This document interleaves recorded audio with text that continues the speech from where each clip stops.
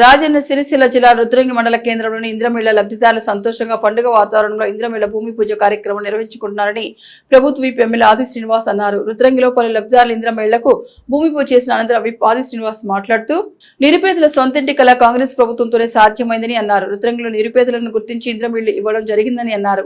ముఖ్యమంత్రి రేవంత్ రెడ్డి ముందు చూపుతో పేదల కళ సాకారమైందని అన్నారు. ఇంద్రమిళ్లను అభివృద్ధిని అడ్డుకోవడానికి ప్రతిపక్షాలు కుట్రలు పంతున్నాయని ప్రజలు గ్రహించాలని కోరారు. గత బీఆర్ఎస్ 10 సంవత్సరాల పాలనలో నిరుపేదలను మర్చిపోయిందని, అందుకే రుద్రంగిలో ఒక డబుల్ బెడ్రూమ్ ఇవ్వలేదని అన్నారు.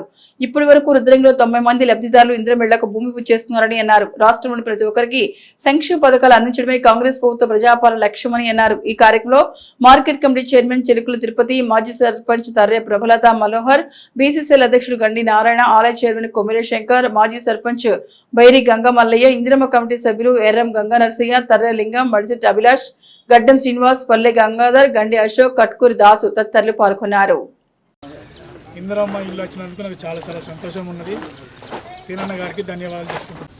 2 సార్లు 3 సార్లు పాత ఇల్లు ఊరిపోయింది.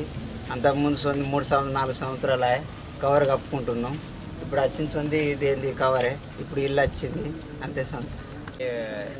ఇల్లు లేక ఎదురు చూస్తున్నా కాబట్టి ఇప్పుడు ఆదేశిన గెలిచినట్టు కాబట్టి ఇల్లు వచ్చింది, చాలా సంతోషం. ఇందిరమ్మ ఇండ్ల నిర్మాణానికి పేదలందరూ కూడా గత 10 రోజుల నుంచి ఆనందంగా సంతోషంగా 10 సంవత్సరాలుగా, కొందరు 12 సంవత్సరాలుగా సుదీర్ఘ కాలంగా ఎదురు చూస్తూ ఉన్నాం ఇందిరమ్మ కొరకని.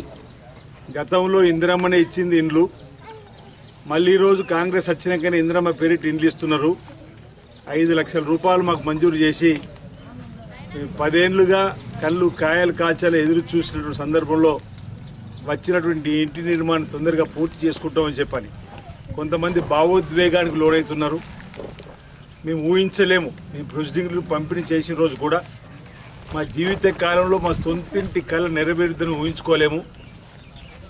మీ కడుపు చల్లగా ఉండగా ఈ ప్రభుత్వం కూడా బ్రహ్మాండంగా పరిపాలనలో ముందుకు సాగాలని చెప్పని రేవంత్ రెడ్డి సర్కార్ కూడా ఆశీస్సులు దేవుళ్ళు ఇచ్చేటువంటి క్రమంలో 5 లక్షల రూపాయలు ఇచ్చేటువంటి ఏర్పాటు చేసి ప్రభుత్వం, మేము గతంలో కూడా అన్నాం, ఈ దేశంలోనే ఇందిరమ్మ ఇల్లు లేని ఊరు లేదు.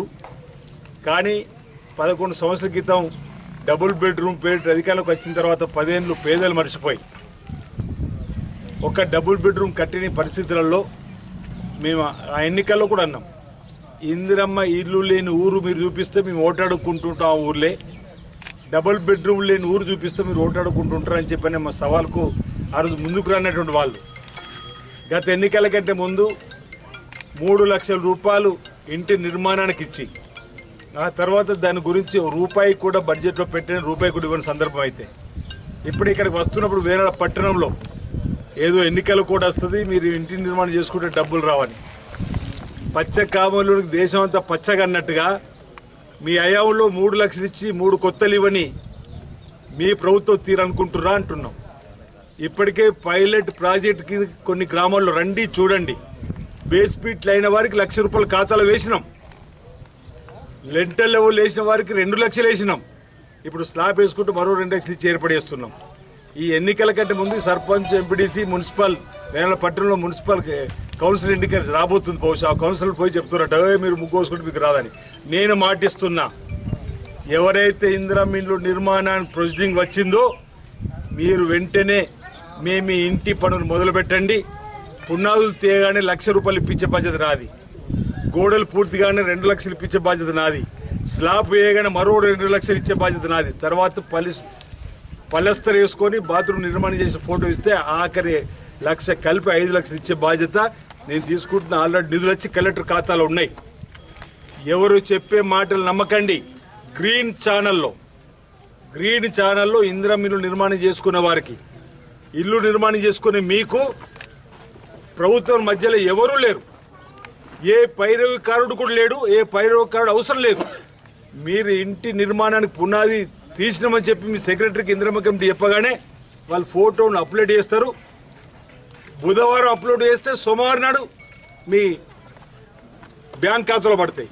ఒకవేళ మంగళవారం నాడు మీరు ఫోటో తీస్తే వచ్చే సోమవారం నాడు ప్రతి సోమవారం ఈ ఇందిరమ్మ ఇల్లు బిల్లు ఇవ్వాలని చెప్పి రేవంత్ రెడ్డి సర్కార్ గట్టిగా నిర్ణయం తీసుకున్నది. కాబట్టి నేను మాటిస్తున్నా, ఎవరో చెప్పిన మాటలు వినకండి, అభివృద్ధి నిరోధకులు చెప్పే మాటలు వినకండి.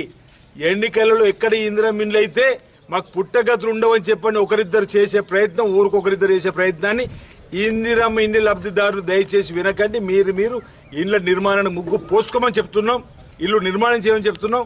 మేము కూడా వచ్చి మీ ముగ్గు వేసే కాడ దగ్గర ఉండి మీకు మనోధైర్యాన్ని పెంపొందించే కార్యక్రమం చేస్తున్నాం. ఈ కార్యక్రమం చేసుకుంటే పేదలు బాగుండాలని చెప్పని బహుశా వాళ్ళకి లేనట్టుంది. పేదలు సొంతింటి కాడ నెరవేరాలని చెప్పని కూడా ఆలోచన లేదు. మంచి మద్దతు ఇవ్వండి. ఈరోజు ఈ విధంగా అయ్యో మీరు ఇండ్లు నిర్మాణం చేసుకుంటే మీకు బిల్లు రాదని చెప్పని దుష్ప్రచారం మానని చెప్తున్నాం. ఇండ్లు ఇచ్చిన బాధ్యత నేను తీసుకున్నట్టే ఇంటి బిల్లు ఇచ్చే బాధ్యత కూడా నాదే అన్నమాట ఈ సందర్భంగా వేలు చేసుకుంటున్నటువంటి రాజధాని సిరిసిల్ల జిల్లాలో ఉన్నటువంటి రేవంత్ రెడ్డి గారు యావత్ తెలంగాణ మొత్తం బాధ్యత తీసుకున్నాడు. పొంగులేటి శ్రీనివాసరెడ్డి గారు బాధ్యత తీసుకున్న ప్రభుత్వమే మీది. ఇందిరమ్మ పాలన, ప్రజాపాలన నడుస్తుంది. ఎవరు ఆందోళన ఎందుకంటే వెంటనే ఇంకా కొన్ని గ్రామాల్లో అయ్యో మా గ్రామంలో ఇంకా 3-4 పేదవాళ్ళు వాళ్ళకు కూడా కావాలని చెప్పంటున్నారు. వాళ్ళకు కూడా ఇచ్చే బాధ్యత నేను తీసుకుంటా. పేదలందరూ కూడా ఇండ్లు ఇచ్చే బాధ్యత. కొందరు పునాలు తవ్విన ఎట్లా అంటారు, సెకండ్ లిస్టులు కూడా ఇస్తామని చెప్పిన ఎవరు కూడా ఆందోళన చెందకండి.